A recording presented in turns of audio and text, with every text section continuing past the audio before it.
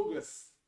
Boa tarde aí Como é que vocês cumprimentam aqui, na verdade? Geralmente é bom dia, boa tarde ou boa noite, depende do horário que você vai estar assistindo isso daí, né? Primeiramente, eu, Douglas, aqui, Souza, para quem não me conhece ainda. Pablo aqui do meu lado. Pablo né? Souza. E hoje a gente está aqui com Nosso ilustre amigo, doutor Marcos Braga. De longas datas, né, Pablo? Isso, doutor, de longas datas, né? Muitas aventuras por aí, nesse mundo. Mas nós estamos aqui para hoje falar com o doutor Marcos Bragas um pouquinho sobre a vida dele aí na trajetória da advocacia e um pouco também sobre o papel da advocacia no mundo dos business, né? Que é o que mais nos interessa aqui, que o nosso podcast fala sobre negócios, né? Mas, doutor, e aí? Me conta aí, como é que foi? Como é que nasceu Marcos Braga? Bom, primeiramente, bom dia, boa noite, boa tarde a todos aí que estão nos ouvindo aí nesse momento. Bom, Pablo, o que acontece? A gente, a princípio, lá por volta do ano de 2005, eu, a princípio, nunca tinha pensado em fazer direito. Assim, pensava que minha vocação era até pro lado da medicina. Caraca. Uma área totalmente diferente. Doutor. Doutor.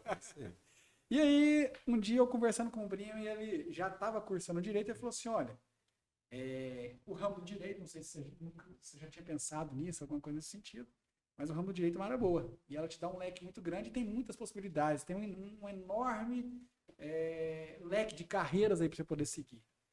E aí, eu optei e falei assim, não, então eu vou fazer o vestibular. Se der certo, nós vamos seguir e vamos seguir a carreira jurídica aí. Isso foi em que ano, doutor? Isso foi em 2005, 2004 para 2005. 2004, o senhor estava em Paracatu? Tinha acabado, eu cheguei em Paracatu no ano de 2004, aí fiz o terceiro, que sou de Uberlândia. Certo. Aí... você é de Uberlândia? De Uberlândia. Uberlândia. Triângulo Mineiro.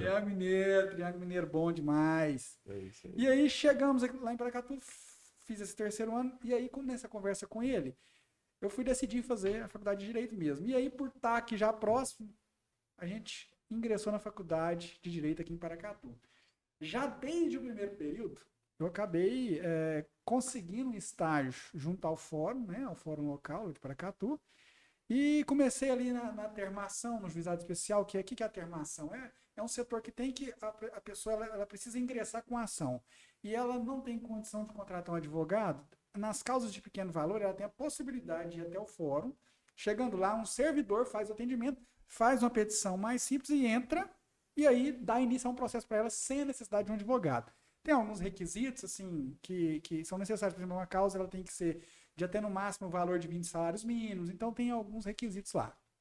Enfim, ingressei e comecei com isso. E aí fiquei ali uns 6 meses trabalhando dessa forma, e aí já trabalhava também como conciliador. Depois disso, o juiz da época me convidou para poder estar trabalhando com ele dentro do gabinete, que ele via algumas decisões que a gente fazia ali junto à termação, a forma de se peticionar. Ele foi, quero te trazer aqui para dentro. Você foi trabalhar onde todo mundo imagina como é que você é trabalhar com juiz. Como que é trabalhar com juiz? Você, no início de faculdade, primeira coisa, nunca tinha tido acesso ao fórum. É um negócio, às vezes, até muito distante. E aí, fomos para dentro e lá dentro fui aprender. Trabalhei com um juiz espetacular, que ele ficou aqui em Paracatu no juizado por um tempo, depois foi para Patos de Minas, ficou lá muitos anos e hoje está em Uberlândia. E assim, naquele tempo, durante o tempo de faculdade, eu ingressei ali e fiquei praticamente 4 anos dentro do gabinete, trabalhando com ele, aprendendo a fazer minutas de sentença, de despacho e decisões. Então, assim... O senhor era o melhor aluno da turma, né? E outra. O cara estudando e trabalhando com o juiz. Como que era isso na faculdade? Agora eu vou dar uma cutucada. Ele foi o primeiro a passar no AB também. Foi o primeiro. Agora, aí vai chegar nessa história do AB pra você entender. O que aconteceu? A gente chegou ali no final do curso, já estávamos no 9º período. E aí decidimos, eu e mais 2 colegas, nós vamos montar um escritório de advocacia. Então. Começou a aparecer. Já começou a aparecer escritório de advocacia. Começou a empreender. Aí a gente estava indo do 9º para o 10º período, falando, vamos montar um escritório de advocacia. Convidamos um professor que era advogado em outra cidade para poder estar ali com a gente, porque para montar o escritório você precisa de ter o advogado responsável pelo escritório. Certo. E nós fomos, eu saí do fórum, já no último período, aí a gente providenciou ali a inscrição dos estagiários na ordem e o professor veio também nos apoiar com isso aí. Mas assim, Pablo, acabou que quando estava ali mais ou menos com 6 meses de curso de escritório, eu decidi que eu queria voltar para o judiciário. Aí eu falei assim, não, agora, assim, a gente estava formando ainda, estava no 10º período. Eu falei, não, quero ir para o judiciário. Assim que eu formar, eu quero ir para o judiciário. Concurso. Aí falei, só que aí o que acontece? A gente foi, a princípio, eu vi uma publicação de uma vaga de assessor de juiz numa comarca lá numa cidadezinha pequena, lá no interior de Goiás. Aí tava no 10º período, ainda não tinha formado. Falei assim, vou fazer essa prova aqui e vamos pra lá.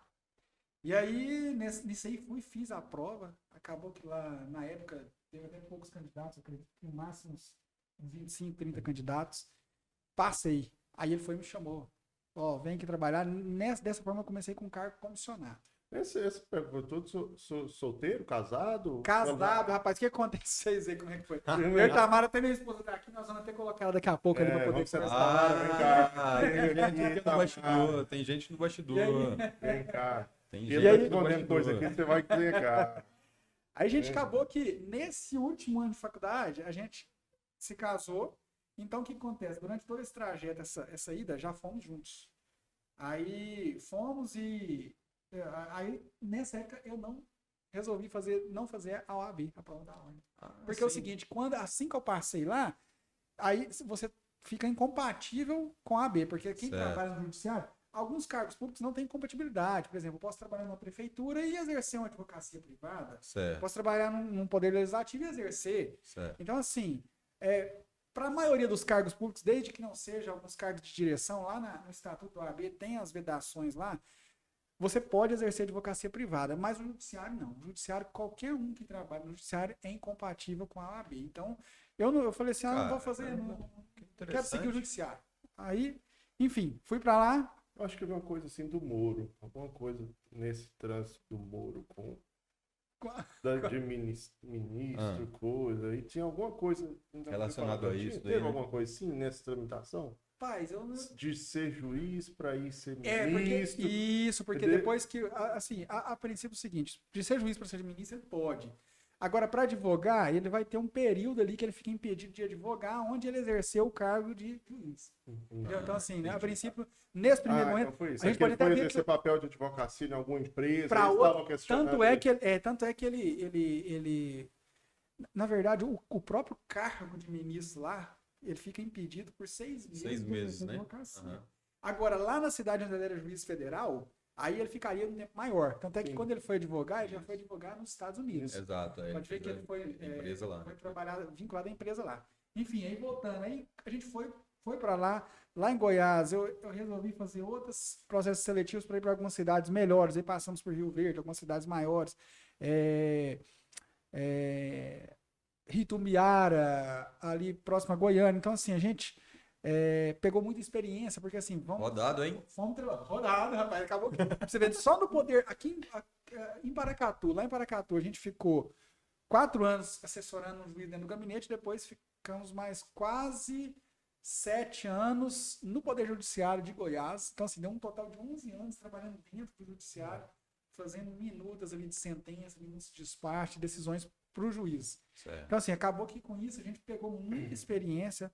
Trabalhei em cidades grandes que tinham processos extremamente complexos, por exemplo, processos que a gente pega recuperação judicial de grandes empresas, de grandes frigoríficos. Por exemplo, em Rio Verde, nós tínhamos uma recuperação judicial lá num processo que tinha, assim, praticamente 50 mil páginas de processo, entendeu? Um processo enorme. Coisa absurda envolvendo um dinheiro absurdo. Então, assim, pegamos muita experiência, processos grandes de improbidade administrativa, envolvendo gestores públicos da região lá. E assim, enfim, tava trabalhando daquele lado, ajudando a condenar o pessoal. Uhum. Aí, de repente, eu falei, não, agora eu vou migrar para a advocacia. Eu quero mudar essa visão de servidor público. O que acontece, Papo? A gente, depois de algum tempo, você começa a ver o seguinte, que no servidor público, ele tem o que a gente chama de algema de ouro. O que é algema de ouro? Você passa num cargo ali e tá ganhando seus 20 mil reais. Não é o meu caso, não, que a gente ganhava menos. Mas enfim, ele tá lá ganhando um salário razoável, tá vendo sua classe média. E aí o cara já não tem mais coragem de largar aquilo ali. Ele tem potencial para crescer muito mais. Ele tem potencial para desenvolver coisas enormes que até muitas vezes nem ele mesmo tem noção, mas tá preso naquilo ali. Então ele tá amarrado numa algema de ouro. Aí eu falei assim, minha algema, ela não é de ouro, ela é de bronze ainda. De bronze, mas eu vou largar esse trem aqui. Eu vou largar isso aqui porque é o seguinte, o salário, ele era um salário razoável, sabe? Lá, acho que é bem interessante, porque possivelmente depois tem alguns alunos de direito que vão querer saber. Bom, então, assim, a gente ganhava em torno de 8 a 9 salários mínimos lá, então aí você chegar e tomar uma decisão, vou tomar uma decisão agora. Tá na classe e a pirâmide, tá no topo da pirâmide. Largar o salário no mês seguinte. No mês seguinte, tá na advocacia. Sem nada. Falei, mas pronto, vai bater um peito, né? Encarar. Aí vem essa questão de empreender. Aí, você é o primeiro que tem que acreditar em você. Exatamente. E a advocacia, eu sempre tive essa visão, porque assim, trabalhando dentro do judiciário, a gente via tudo. A gente via quem estava ganhando dinheiro na advocacia, a gente via quem estava ganhando dinheiro. Exato. Eu passei por um caso, só para vocês terem noção. Eu passei por um caso lá que já era um senhor advogado, uns 60 anos de idade.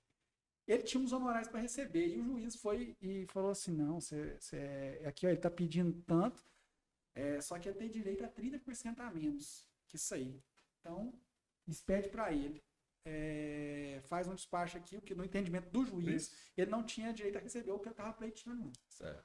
E aí, esse valor dos honorários que ele estava pleiteando era 3 milhões de reais. E o juiz mandou pagar em torno de 2 milhões e pouco. Paga a tela. Paga só 2 milhões. Paga só 2 milhões. Essa bicharia pra esse coitado que tá passando fome. E assim, aí o que o advogado fez na época? Ele falou assim, não, eu não quero não. Pode deixar aí, não precisa pedir para mim o alvará, não. O que eu quero é o todo, e vou recorrer. E foi pro recurso. Eu falei assim, rapaz, um cara desse que tá rejeitando 2 milhões e 100 mil reais. O que ele ganha? Rapaz, o que esse cara não ganha? Eu falei assim, a advocacia, ela tem uma possibilidade muito grande. Só que advogar, tem uma diferença entre você ser um aluno bom ali, estudioso, e você ser um advogado empreendedor. Porque é o seguinte, quem vai progredir, decolar realmente na advocacia, é o advogado empreendedor.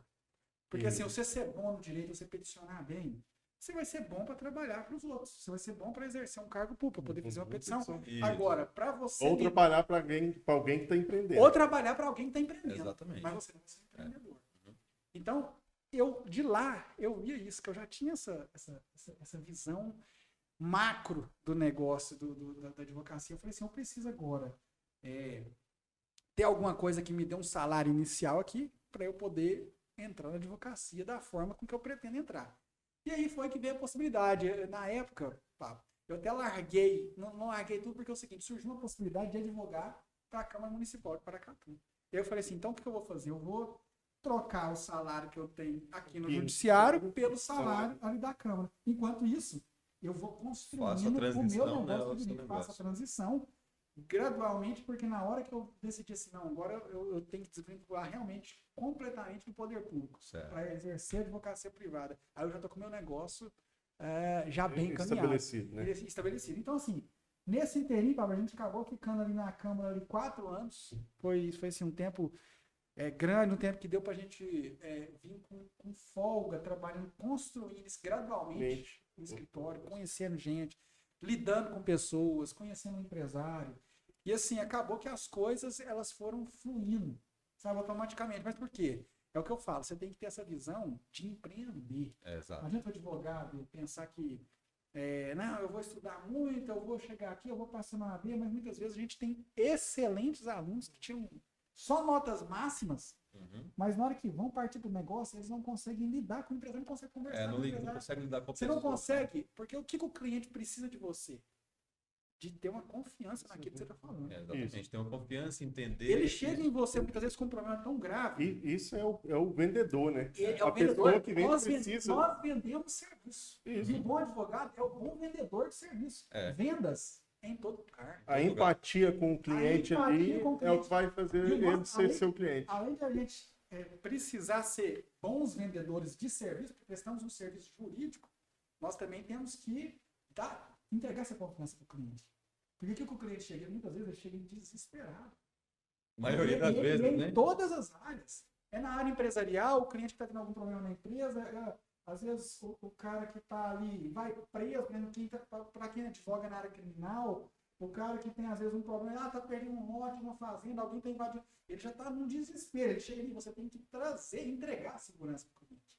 Então assim, não basta você ter conhecimento jurídico, Exato. você tem que saber conversar com o cliente e mostrar para ele o que vai acontecer. E trazer realmente o conforto para ele, para mostrar, ó, as possibilidades são essas, nós temos possibilidades enormes de conseguir isso aqui, mostrar os caminhos, porque assim, não adianta você só chegar, não, mas isso aqui pode não dar certo. Como assim pode não dar certo? Você tem que abraçar o problema do seu cliente. O problema do cliente é o seu problema. Agora. O problema do cliente ele se torna o seu problema. É o que nós chamamos na venda, no empreendedorismo, a dor do cliente é onde você tem que dar a solução. É a dor do cliente, é onde você tem que dar a solução. Só dando um parênteses aí no seu aí, por exemplo, você falando de dor, uma vez eu estava em uma reunião, eu sempre fui um solucionador de problemas também.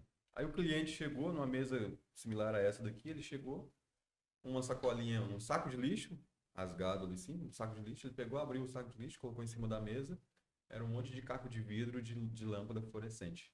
O problema dele era, grandes empresas pagam ele para poder reciclar a lâmpada, ir lá e retirar a lâmpada, e ele vendia o vidro. E aí o problema dele era separar o pó, né, da lâmpada fluorescente, que fica grudado no vidro, do vidro. Porque aí quanto mais limpo o vidro tivesse, maior era o valor do produto. Maior era o valor do produto. E esse era um problema. Esse era um problema. Mas assim, e o escritório do senhor hoje, ele atende qual área? Tem uma área específica? Hoje nós... Ou você É o que eu ficou- digo, hoje nós somos full service. O que é o escritório full service? Porque, por exemplo, quando eu tive no judiciário, até alguns estagiários que estiveram lá com a gente falaram, mas como o senhor consegue trabalhar em todas as áreas? Como é que você consegue... Porque assim, geralmente o advogado ele se especializa numa coisa e segue aquele caminho. Segue aquele caminho. Certo. O que acontece? A gente eu optei porque em razão da experiência que eu tive aí na minha vida profissional, eu optei por exercer tudo aquilo que eu já tinha trabalhado, que eu trabalhava no judiciário, então agora eu vou trazer para a advocacia, estou do outro lado, mas agora eu vou defender tudo aquilo que eu ajudava muitas vezes a condenar. Né? Então agora vamos trazer defesa, vamos mostrar para o cliente o que ele pode ser feito aqui.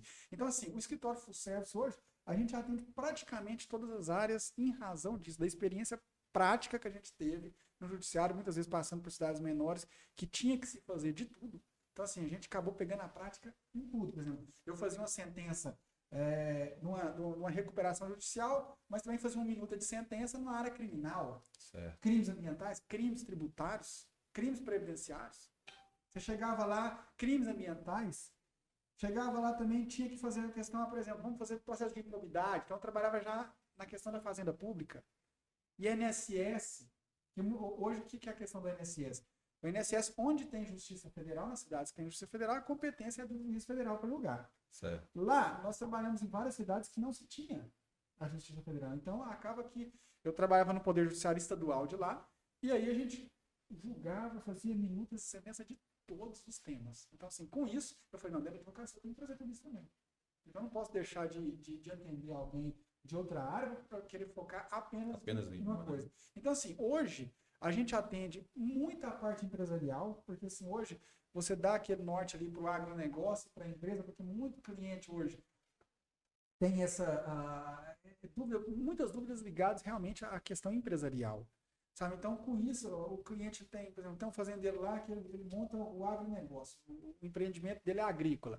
E ele tem muitas questões ali para serem resolvidas na hora de construir o negócio, na hora de fazer pagamentos. Então, toda essa forma... eu queria falar assim, na nossa região, nossa região é praticamente agrícola, né? Onde nós estamos aqui, noroeste de Minas. Exatamente. E eu vejo muito amadorismo no proprietário rural, né, no agricultor, em exercer suas atividades. Por que fala amadorismo? Porque ele tem aquilo como dele, pessoal dele. e nada mais é que aquilo é um negócio, porque ele trata com várias pessoas É diferentes. um empreendimento. É um empreendimento que não pode. E isso, a parte jurídica dele, ele se torna um refém. Tanto para ele comprar, vender um produto, né? Como para ele contratar seus funcionários. E aqui eu vou dar um exemplo. A gente já entrando nesse gancho do agronegócio. Lá eu tenho um cliente do agronegócio que eu costumo trazer ele como exemplo para todos os outros clientes na cidade. Sempre cito ele. Porque é o seguinte, ele já é um senhor, mas ele é o seguinte, ele está ali, ele tem lá na fazenda, ele tem um pneu de um trator que ele está vendendo usado. Ele vai, me liga, doutor, precisamos fazer um contrato. As condições são essas, está sendo pago desse jeito, ele está recebendo um pneu desse jeito. Faz um contrato para mim. Então, tudo que ele faz, do grande, ele vai vender da plantadeira, da colheitadeira, até uma peça agrícola, ele faz contrato. Ele faz o contrato, né? Porque o que acontece? Aí ontem eu estava até caminhando com um colega ali, e ele brincou o seguinte, ele falou assim, rapaz, na advocacia você consegue tirar dinheiro, possivelmente é só de quem tem menos dinheiro, né? Porque o rico ele está sempre se prevenindo. E na verdade, Pablo, o cara que ele tem realmente uma visão de empreendedorismo, ele realmente se previne, porque, por exemplo, ele faz nesse exemplo do agricultor, ele fazendo esse tipo de contrato, ninguém pode entrar depois com a ação e falar, não, mas me vendeu o pneu nessa situação aqui, e ele estava em outra. Não, está constando tudo no contrato. Então, assim, tudo que ele faz, muitas vezes ele chega lá 5, 10 vezes por semana, preciso 10 contratos por semana, mas tudo que ele faz, mesmo que o pagamento é feito à vista, ele faz o contrato para constar a condição que ele está fazendo.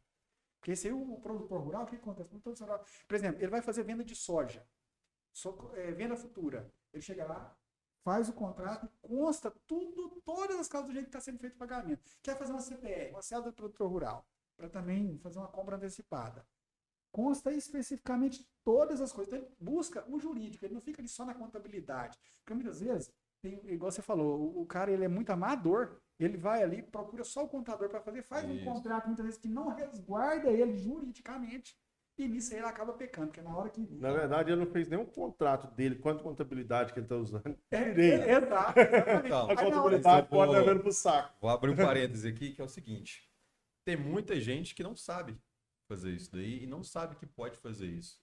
Exatamente. Tem muito exatamente. produtor, 95% dos produtores rurais não sabem que pode fazer isso, que pode se precaver dessa forma. E precisam, Douglas, se precaver, fazer isso. Porque é o seguinte, isso aí, muita gente tem aquela visão de que a advocacia, o jurídico da empresa, ele tem que ser só na hora que você precisa remediar o problema. Só remediar, só fazer negociação. Vou vender uma fazenda, vender uma terra, coisas grandes. Exatamente. Só que a advocacia preventiva, ela é muito mais barata. Eu vou dar um exemplo. Semana passada eu tive com um cliente que ele tem uma empresa lá e aí ele não procurou só contabilidade e falou assim, não, mas eu tinha um funcionário que às vezes ele fazia 12 para 36, mas a gente precisava quase todo dia dele virar, fazer 24 por 36.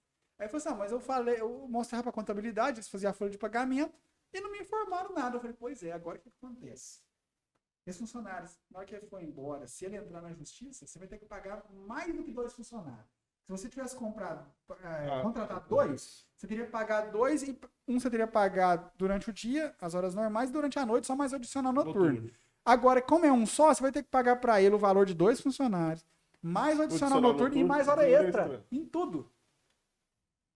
Então fica muito mais caro do que ele contratar 2. Então, assim, essa que é a parte da advocacia preventiva. Você tem que fazer uma advocacia consultiva. Você fala assim, eu tenho um advogado para eu consultar ele. Exato. Tem que ter um vou advogado fazer ali. tal coisa, posso fazer isso. O produtor rural, principalmente, ele faz grandes negócios. Então, assim, vou ter um jurídico que me ajuda a prevenir problemas. E o tanto de problema que acontece tipo do agronegócio, mas a pecuária em si. Vendi o gado para fulano e não recebi. O cara sumiu. O cara era muito amigo meu, fiz de boca. Sumiu. Então, cara, bota no contrato que a hora que se der qualquer problema, você tem pelo menos que executar. O que eu falo com todo mundo? Que você só dá problema jurídico com quem é amigo seu. Porque você só vende sem contrato para quem é amigo. Para quem é amigo, Então, assim, o maior número de problemas se dá entre amigos, Pablo. Para verdade. negócios entre amigos. É, Porque o cara quer ver, não, mas se eu for pedir um contrato, ele vai achar, vai ficar achar lá. constrangido. É. Não tem esse negócio constrangido. Amigo, comigo é assim, ó, vou fazer, então vou fazer, já li o contrato pra gente. Acabou. Pronto. Não tem o que. Ah, o fazendeiro ali que vinha acostumado a vender para outro amigo fazendeiro. Ah, não, mas ele sempre pega comigo, eu pego com ele. Não. Fazem contrato. Façam um contrato do que vocês estão contratando. Cara, e hoje acontece assim, a movimentação desse pessoal é tão grande também que eles podem ser enquadrados em sonegação. Esse dinheiro vem do quê? Exatamente. É outro problema, maioria, problema né? fiscal. Entendeu? Então, assim, tem que se blindar de tudo. Ele tem que entender, porque lá na frente ele pode chegar até, inclusive, a ter que pagar, às vezes, muitas vezes, um imposto muito mais alto, porque não se preveniu antes ali. Não tomou todas as cautelas, o direcionamento para questões tributárias. E isso aí é um grande problema. É um grande problema. É um doído que eu ia te perguntar agora. Eu tenho lido e lido algumas coisas sobre tributação. Cara, eu estava vendo uma reportagem ontem, uma empresa em São Paulo, nova, é uma startup lá. O cara especializou em tributação. E ele está chegando nas empresas e não cobra nada. Eu posso fazer uma análise na sua contabilidade para ver se você está Nossa. pagando tributo a mais? Aí o cara, mas eu tenho meu contador ali, empresa, tudo certo. Não, eu posso, se eu puder, se eu achar alguma coisa, eu te mostro, nós negociamos. O cara foi fazer uma auditoria da empresa de bebidas. Chamou para reunião, o cara sentou o proprietário, a empresa, que eram as duas pessoas representando a empresa, e o contador. Aí que o cara abriu, falou assim, o senhor tem 60 milhões a restituir de tributação paga indevida. Diz que ele olhou só para o contador assim, o senhor poderia dar licença mais tarde nessa conversa? Você acha que esse cara voltou a trabalhar na empresa? Nunca mais. Já- Tirou 60 milhões do cara num ano? Jamais. No Olha, ano. Então, você sim, vê. a pergunta é difícil essa tributação, sem enquadrar, porque eu vejo muito... Você fala contador, sempre direciona a gente numa, tem problema de falar, eu sei com outra. O advogado tributarista tem que ser de extrema confiança. E eu vou falar por quê. Essa questão aí, tem empresas extremamente profissionais que estão fazendo essa busca, essa verificação de clientes, mas outras é o seguinte, elas entram questionando uma questão lá, por exemplo, no judiciário. Alega que teve uma tributação, uma bitributação, tem alguma coisa lá. Entra, pede uma liminar para o judiciário suspende e manda a Receita devolver um valor enorme. Chega lá, aí ele vai, o que ele faz? Ele recebe ali, por exemplo, recebe ali 1 milhão de restituição de inicial, porque o juiz já mandou suspender e devolver liminarmente, na hora. E aí ele vai e pega ali os 20, 30% de honorários dele, 300 mil reais. Na hora que julga a sentença, aí vê que, na verdade, não tinha o erro. Não tinha a tributação. Aí a empresa, o que ela tem que fazer? Ela tem que voltar a pagar aquilo ali. E na hora que vai pagar, aí a advocacia que fez essa consultoria aí, que já recebeu seus honorários, já foi embora há muito tempo. Então é o seguinte, o advogado tributarista tem que ser de confiança. Lógico, a gente vai pegar empresas de fora, aí, enormes, grandes empresas de renome que prestam esse tipo de serviço e que localizam realmente muito crédito aí que está sendo pago de forma equivocada. Mas, antes disso, é ideal sempre que o empresário ele procura de um advogado de confiança dele para demonstrar o que a empresa está oferecendo de serviço e para ver se realmente vale a pena entrar naquilo ali ou se é melhor se resguardar e evitar um futuro problema. Tá? Porque assim, já tivemos muito problema. Hoje a gente pode ver que essas empresas que saem prestando serviço aí, fazendo esse tipo de serviço, não, vou fazer uma análise gratuita aqui e tal, muitas vezes o que eles estão fazendo é isso. Eles chegam ali e alegam uma irregularidade em algum tema, ou, por exemplo, um tema que está controverso no judiciário, que, peraí, tem uma controvérsia, o judiciário mandou suspender, então não vou pagar. Aí, beleza, a empresa não paga, ele vai ali e retira os honorários altos. Chega lá na frente, o judiciário, depois que finaliza os recursos, julga e fala, não, realmente ele tinha que pagar. Aí vem um problema grave pro empresário, que aí ele tem que reembolsar aquilo ali. Aí é complicado. Entendeu? Então, sempre a gente tem que ter muita cautela. E é sempre importante o empreendedor, o empresário, ele consultar o advogado que é da confiança dele sobre essas questões essas propostas de análise tributária. Isso aí realmente a gente sempre orienta. Legal. Doutor, sim, no mundo do negócio, assim, hoje, qual que seriam as 3 coisas que o senhor falaria que os empresários estão passando despercebido, que são coisas mínimas, que talvez ele pode estar deixando para trás num negócio jurídico assim? Talvez ele com um assessor jurídico, ou ele com um advogado, um escritório, poderia resolver. Uma questão mais preventiva. Isso, um negócio assim, alguma coisa simples que o senhor acha, o senhor já encontrou várias vezes, muita gente deixando de fazer. Bom, Pablo, muitas vezes assim, uma das questões mais importantes que eu vejo é a questão, por exemplo, para o empresário, a questão trabalhista. Porque é o seguinte, a gente até, no nosso relacionamento, que a gente fez contratos com todos os colaboradores aqui da empresa. Então, assim, vejo que isso aí é um grande problema. Você não estabelecer o que é a carga horária, não estabelecer valor de salário, tudo mediante, porque muita gente entende, Paulo, que basta eu assinar a carteira e tá tudo ok. Isso. Eu assinar a carteira, eu já conversei com ele como é que ele vai trabalhar e assinei a carteira. Então ele sabe o que vai fazer.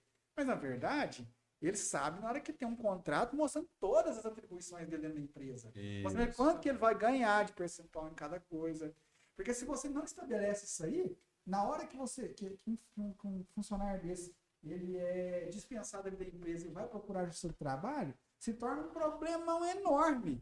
Você comprovar, não, mas o meu salário, eu não ganhava, não era gratificação, meu salário era incorporado, ele pagava para mim isso aqui, mas por fora ele pagava tanto. Não, mas peraí, quando você tem um contrato ali, você mostra quais são as atribuições que ele tinha que fazer, quanto ele ganhava, como que esse salário era variável, você se resguarda de qualquer problema trabalhista futuro. Assim, eu acho que preventivamente esse é um das coisas que... Eu acho que o contrato, né? O contrato é o principal item aí nessa lista, né? O contrato é o principal, Douglas. Independente com quem, quando, como... Hoje até uma empresária me procurou e falou assim, doutor, eu fiz eu preenchi aqui a folha a folha aqui do funcionário e tal, e fiz a carteira dele. E falou assim, isso aqui basta, né? Para mim comprovar o horário que ele está trabalhando. De forma alguma, você precisa fazer um contrato de trabalho com ele. Eu falei, inclusive, isso aí vai te resguardar uma eventual questão trabalhista futura. Entendeu? Então, assim, aí ela falou, é mesmo, isso aí tem isso. Eu falei, tem.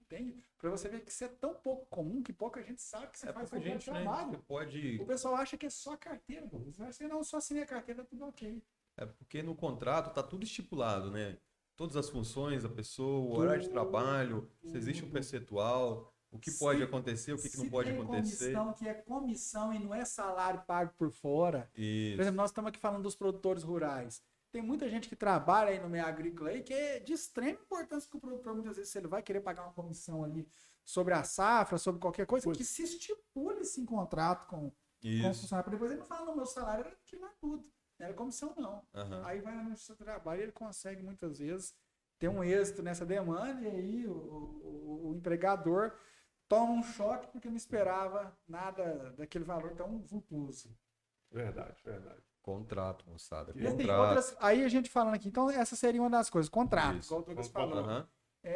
Outra questão, Pablo, é sempre consultar questões tributárias, para a gente ver ali o enquadramento da empresa, o que faz. Então, assim, eu acho que não só consultar o contador. Sim, vai conversar sobre constituição de empresa, forma de pagamento ali de imposto, sempre consultar o jurídico, sabe? É de extrema importância que o empresário ele tem um jurídico para poder blindar ele, e é o que a gente está falando aqui, prevenir. Porque depois você chegar lá na frente, você pode estar cometendo, às vezes, crime de sonegação e não está nem sabendo. Está nem sabendo, né? Nem sabendo. Então, assim, é importante. Muitas vezes ele pensa, não, mas eu já estou gastando com o contador, meu contador vai saber tudo e vai resolver todos os meus problemas. E não é bem assim. E quando você faz isso, você acaba também tirando o seu contador do foco e ele não faz o dele correto. Ele não faz o dele correto, porque, por exemplo, igual nós advogados, quem faz cálculo? O contador, não somos nós advogados. Se você precisar de algum cálculo no processo, calcula aqui para mim. Para mim, isso. Porque eu vou gastar meu tempo fazendo cálculo e muitas vezes ele que tem a expertise para isso. E vice-versa. Então, assim, não adianta ele. Como diz o tolo lá da roça, é seu cada um, cada um. Cada um. Seu cada um. Então, Pode falar. Mas, assim, legal, eu entendi aí. Agora, uma coisa assim, a advocacia, de uns tempos para cá, não sei se o senhor percebeu isso, muitas das vezes, eu estou falando como empresário, né, que a gente está no meio, a gente também vive muito banalizado por ter muito profissional saindo das faculdades, né, e já indo atuar, e a gente esbarra, eu já vi acontecer cada coisa com cada colega aí, né, com amigos, nego, que entrou em ação com petição indevida, cobrando direito lá, depois teve que, o cara, só pelo cara ter cobrado do outro, vai ter que receber quase 200 mil, alguma coisa desse sentido aí por aí, já vi. Mas são coisas, assim, deixam o empresariado também com um pouco de medo de procurar. Assim, qual que seria uma orientação para o pessoal? O que ele deveria avaliar num profissional de direito para ele? No profissional, basicamente, é aquele velho ditado, Pablo, o boca a boca ali, com os amigos, ver cá para mim. É igual médico, eu não vou chegar e vou no médico sem conhecer ele. Quando você ouve, você já ouviu outras pessoas falar, vão atrás. Porque é o seguinte, você citou um exemplo aí, realmente é uma coisa muito grave. Eu já tive vários casos aqui da gente presenciar.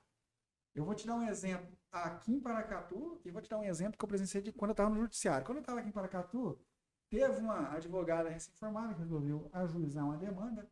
E assim, eu como advogado, quando eu vou ajuizar uma ação, eu sempre procuro fazer o seguinte. Eu procuro demonstrar para o cliente que a gente tem que minimizar, se não zerar os riscos de uma sucumbência. O que é sucumbência? Todo mundo que entra com a ação, quem perder tem que pagar honorário para o advogado da outra parte ganhou. Então, assim, a gente tem que minimizar ou zerar essa possibilidade. Então, assim, não adianta, você não vai chegar em mim e falar assim, doutor, eu preciso de entrar com a ação aqui, e nós temos que cobrar aqui R$1 milhão aqui de indenização, porque aconteceu aquilo. Mas aí a gente vai perder essa ação, você tem que pagar 10%, no mínimo 10% de honorários por advogado da outra parte, que seria R$100 mil. Então, assim, primeira coisa, você tem que procurar um advogado que tenha experiência para te mostrar todos os riscos de uma ação e, o principal, te blindar de tudo isso. E nos exemplos que eu estava falando aqui, aqui em Paracatu, teve uma advogada recém-formada que resolveu ajuizar uma ação cobrando de uma outra pessoa R$1,5 milhão. Aí, de repente, veio uma primeira defesa dentro do processo e mostrou que o procedimento era incorreto, que não cabia aquele tipo de ação. Que isso? Nisso aí, o juiz veio e extinguiu, acolheu a defesa dos devedores. Dos devedores. Acolheu a defesa deles, mandou extinguir o processo e condenou quem entrou com a ação errada a pagar 10% de honorário, R$150 mil. Pro besteira. Porque entrou com a ação Errada. E eu vou te dar um exemplo que aconteceu agora numa cidade que eu trabalhei também, lá em Goiás, lá em Niquelândia. Paz, lá o advogado foi contratado para poder ajuizar uma demanda em nome de uma empresa que tinha ganhado uma licitação dentro da Votorantim. E ela comprou muitos equipamentos para poder prestar o serviço, e a Votorantim, de repente, na hora que foi iniciar o serviço, falou, não, está cumprido o contrato. O famoso contrato. Ele foi entrar com a ação para poder obrigar a Votorantim a cumprir o contrato. No início da ação, o juiz ele pediu justiça gratuita. Ele falou, não, minha empresa é pequena, então não tem condição de pagar as custas do processo. Certo. Se ele ganhar essa justiça gratuita, ele também não é condenado a pagar os honorários. Você começa. Porque assim, o juiz até condena, mas ele suspende isso aí pelo prazo de 5 anos. E assim, se no prazo de 5 anos você conseguir provar que a pessoa tem condição, ela paga. Mas se não conseguir, prescreveu. Enfim, ele foi e entrou com a ação, o juiz negou isso aí, falou, ó, vai lá e recolhe as custas então agora. O processo, eu acho que era em torno de 10 a 15 milhões de reais na época, que hoje é como se fosse aí quase 30 milhões, porque isso aqui foi em 2012. Aí o advogado não recolheu e não recorreu. O juiz extinguiu a ação no início e mandou o cliente pagar 10% de honorário para o advogado da outra parte. O advogado que ganhou não, que só fez o pedido no inicial. Que tinha começado, ele impugnou a questão da justiça gratuita. Aí o juiz falou, não, então você recolhe as custas. Ele não recolheu, o juiz extinguiu a ação, condenou ele a pagar 10%. Eu saí da Adnicand na época, eu estava penhorando uma fazenda desse cliente dele para pagar R$1,5 milhão que ele estava devendo no dia de honorário. Cara, Então, Não assim, prestou o serviço e ainda saiu com a dívida de R$1 milhão. não prestou o serviço, saiu com a dívida de R$1 milhão, porque entraram com o processo sem se atentar ali, deixou desaperceber na questão e causou um prejuízo incalculável o cliente. Incalculável. Porque depois, o advogado agora, por mais que ele vai procurar depois um advogado mais experiente, ele vai ficar temeroso agora. Será que vale a pena mesmo entrar? E se de repente acontecer um trem desse de novo? E se eu não tiver êxito na ação, depois tiver que ser condenado a pagar de novo? Ele para, ele desiste. Aí para, o cara quebra. Ele não vai, Hora, ele não vai, não não vai. vai, não aguenta. Não aguenta. Então, assim, o famoso aí, essa questão da experiência, você já procurar quem já trabalha com advogado, isso é muito importante, cara. Você tem contato, às vezes o cara ele é um empresário rural. Então tem contato com outros empresários que já estão tendo acesso com outros advogados. Muitas vezes o advogado trabalhista já procura ali com alguns profissionais que você conhece, quem que é o advogado trabalhista que tem mais experiência. Então, assim, sempre trocar ideia com quem já está utilizando o serviço de advocacia. Se jamais, pá, a gente ingressar sem saber. E assim, daí a dica até para os colegas advogados mais novos, que sempre é importante, em causas de grande valor, procurar conversar com outros colegas mais experientes, para evitar esse tipo de coisa. Porque muitas vezes o advogado recém-formado, ele foi ali, ele praticou na faculdade, fez um núcleo de práticas jurídicas que você trabalha praticamente só com ações de alimentos, que o valor da causa é R$1.000, R$500, coisas extremamente pequenas, e que não geram ônus para ninguém, que se perder, está todo mundo sobre justiça gratuita. Porque se está no núcleo, é porque está todo mundo sobre justiça gratuita. Porque o núcleo só pode atender gratuitamente. Então, assim, você não calcula esse tipo de risco que se existe dentro da advocacia. Então, a advocacia é algo muito sério, extremamente sério.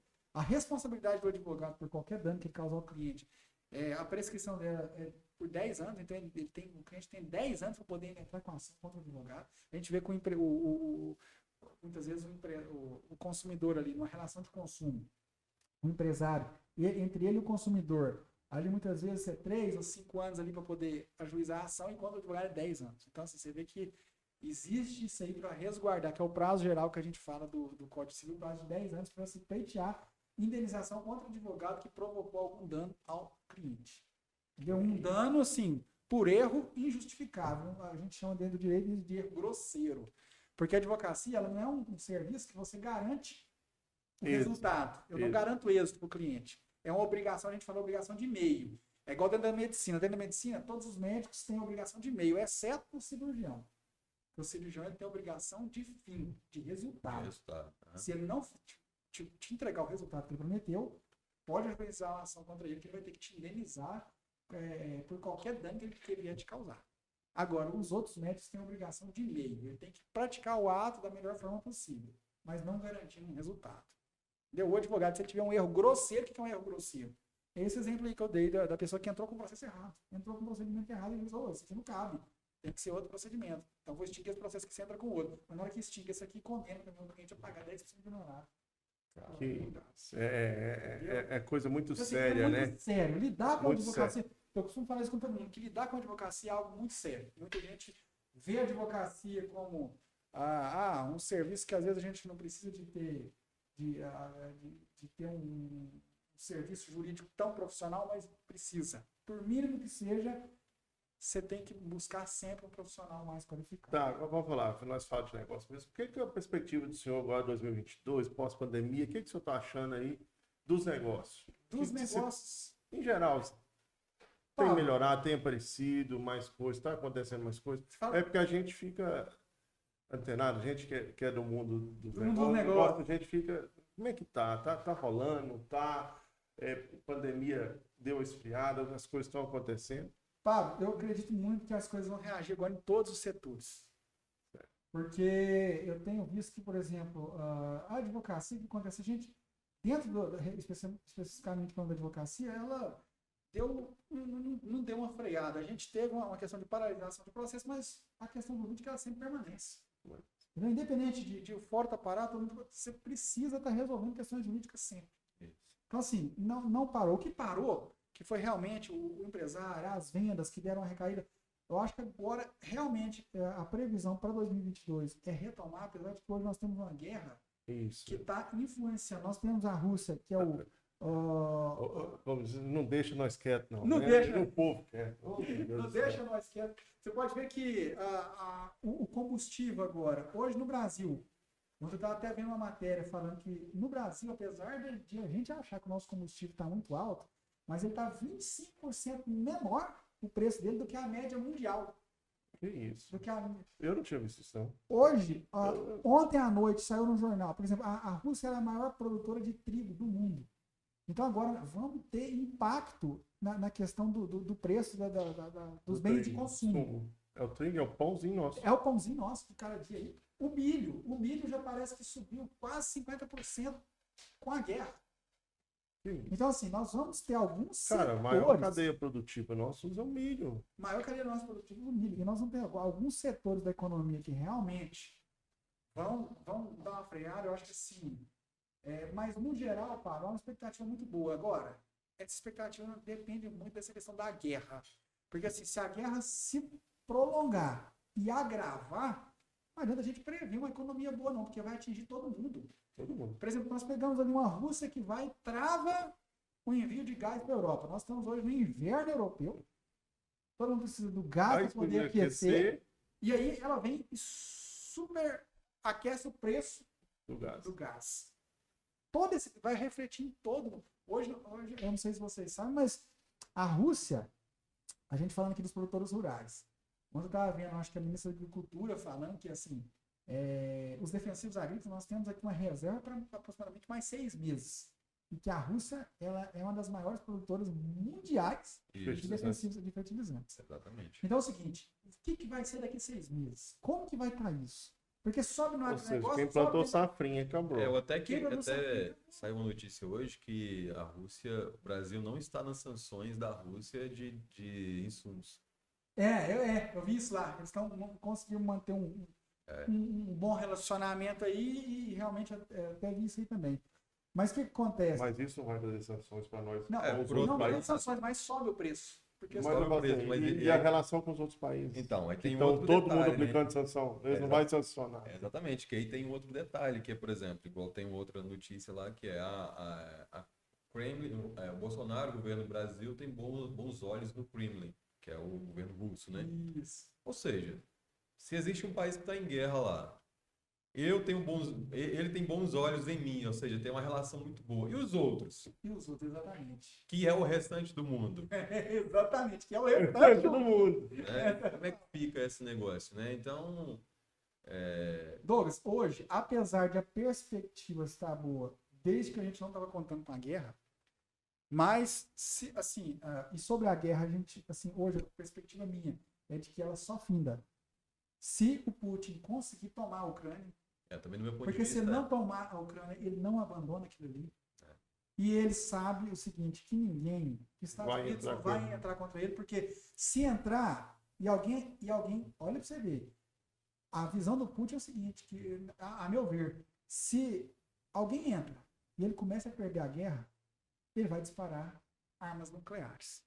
Porque o Putin não vai aceitar perder uma guerra que ele tá se achando por cima ali, tá entendendo que a Rússia está realmente dominando o território, vai tomar a Ucrânia para ela, de repente se ele vem os Estados Unidos, um armamento simples, e começa a tirar eles do país, eles vão vir com armamento nuclear para fazer valer a vontade deles. Então, assim, hoje nós não sabemos...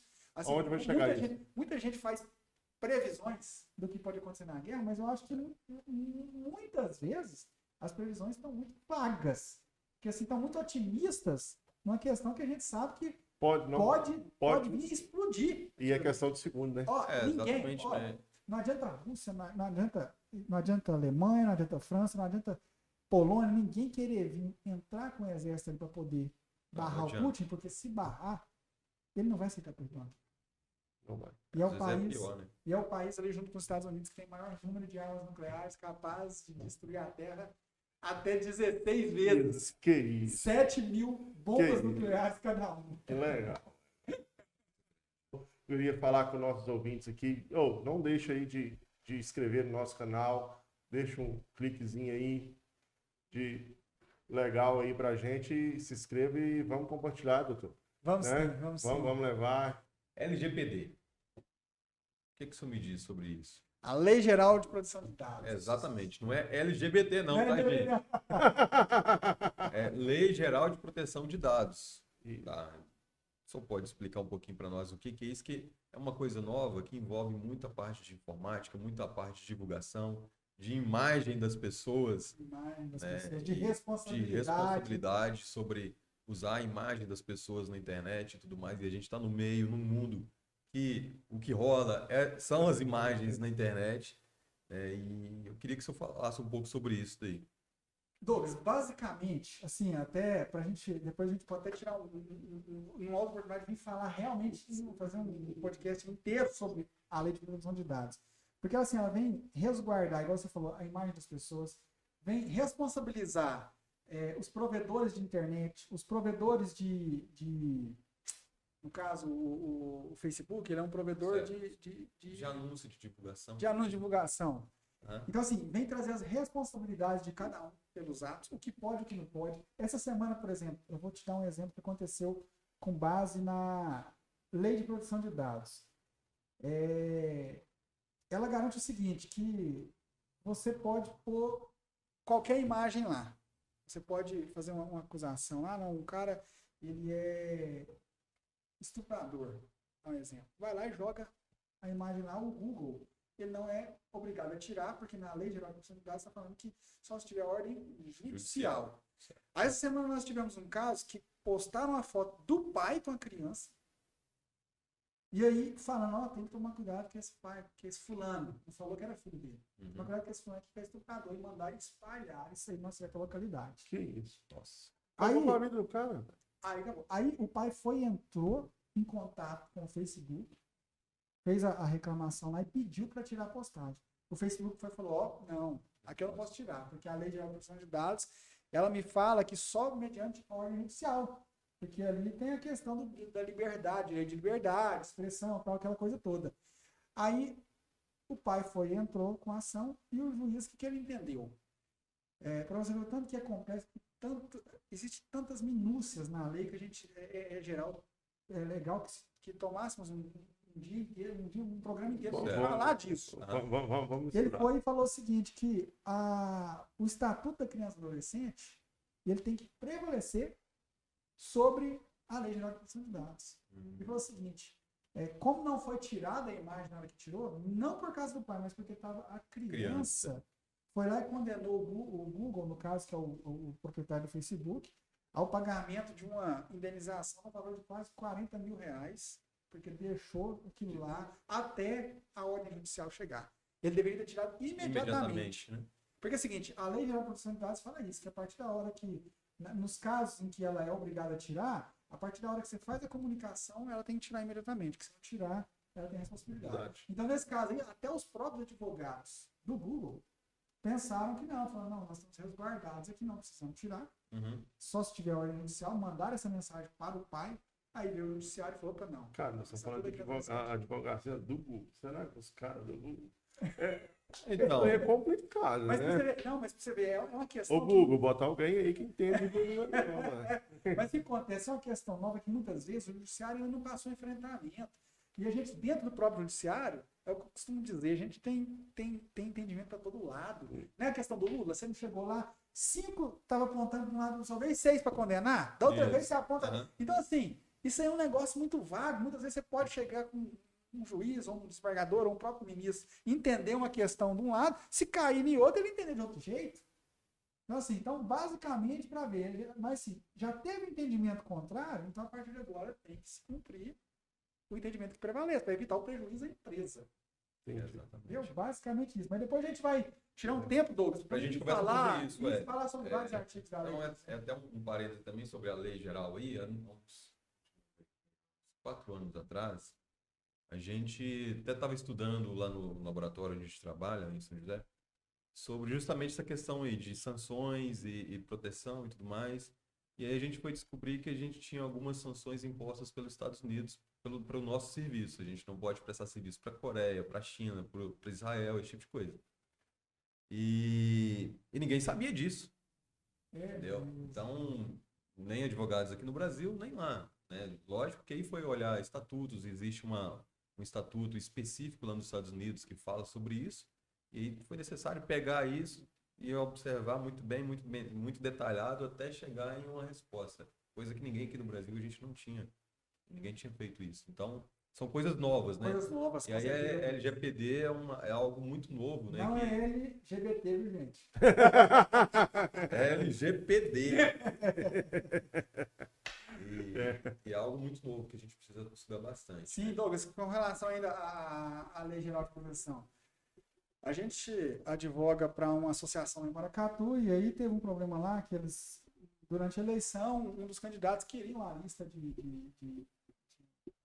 do nome de todas as pessoas que eram filiadas.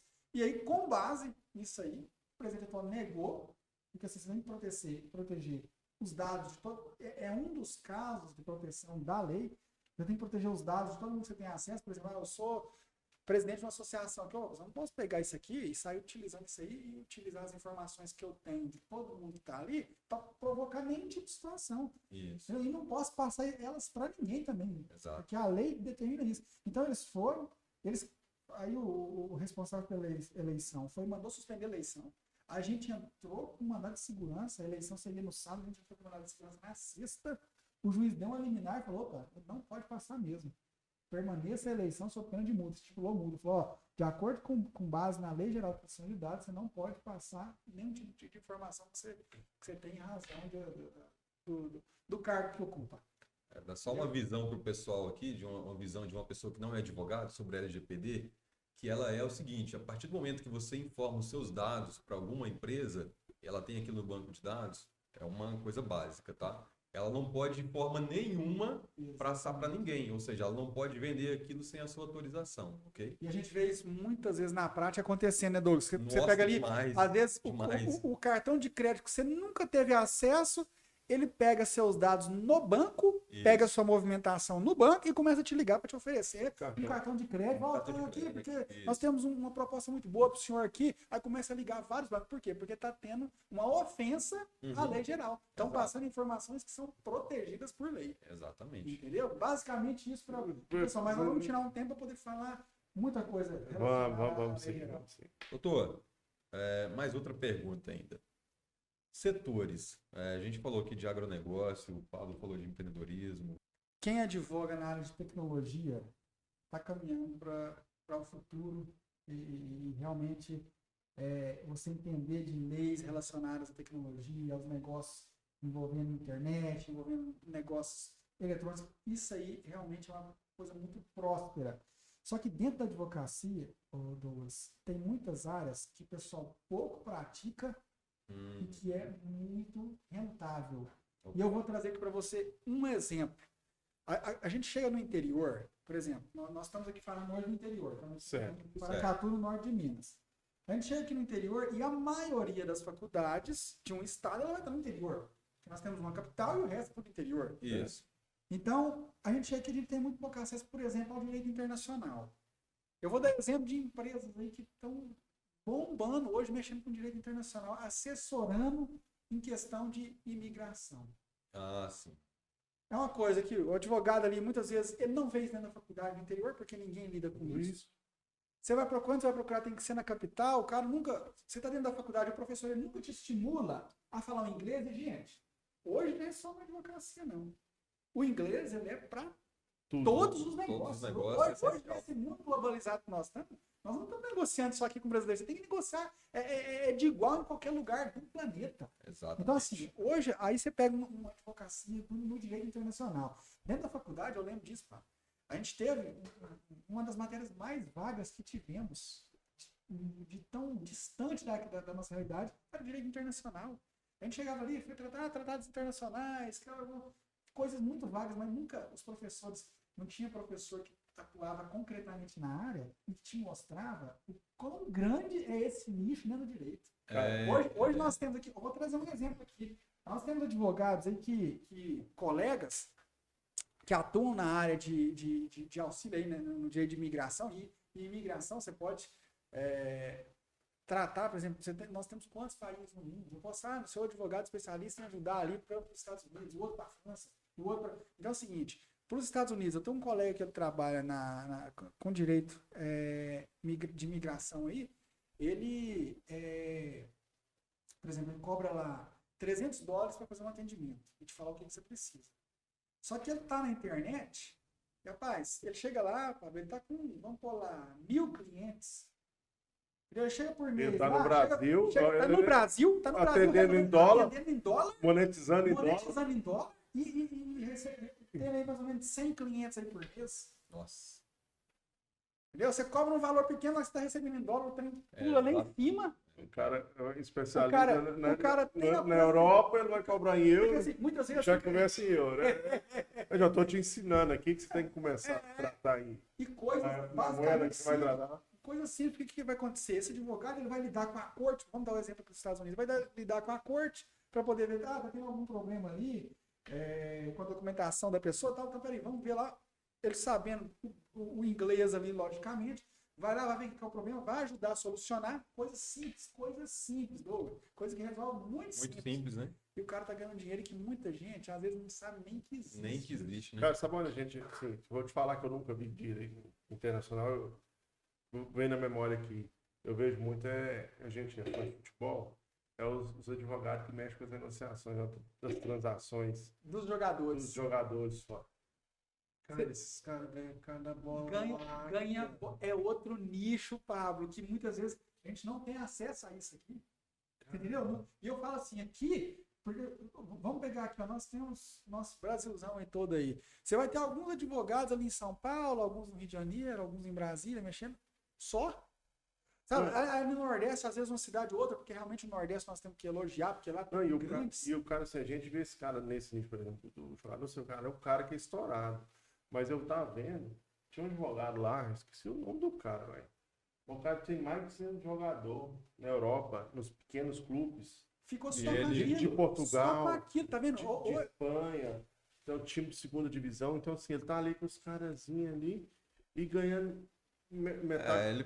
Ele ganha porcentagem do salário que o cara recebe por mês, velho. E nas transações que faz vendas de jogador, o cara pega porcentagem daquilo ali. Então, assim, hoje nós temos um nicho muito grande e muito rentável na advocacia e que muita gente desconhece. Porque dentro hoje, o que é ser advogado para quem mora no interior? É o cara que lida com direito de família. É o cara que sabe resolver um problema do vizinho com um lote ali.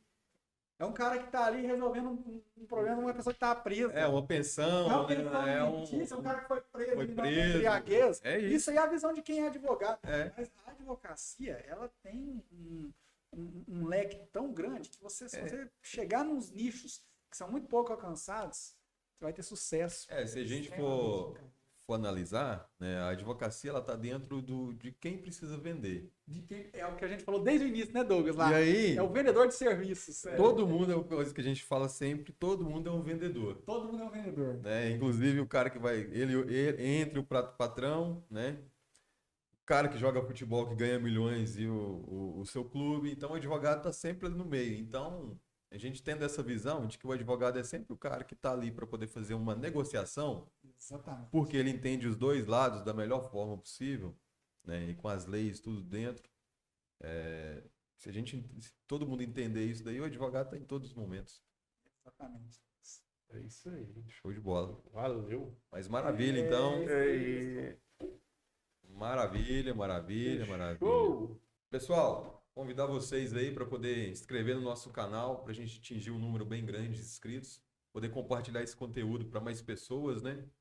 Não só empreendedores aí como da forma tradicional que nós pensamos, mas outros que querem também deslanchar no seu negócio. Inclusive aqui com a presença do Dr. Marcos Braga, que vai ser uma pessoa que pode mostrar muitas informações e muito conteúdo para quem está estudando também na advocacia. Então siga Marcos Braga também nas redes sociais e nos acompanhe no YouTube e no Instagram.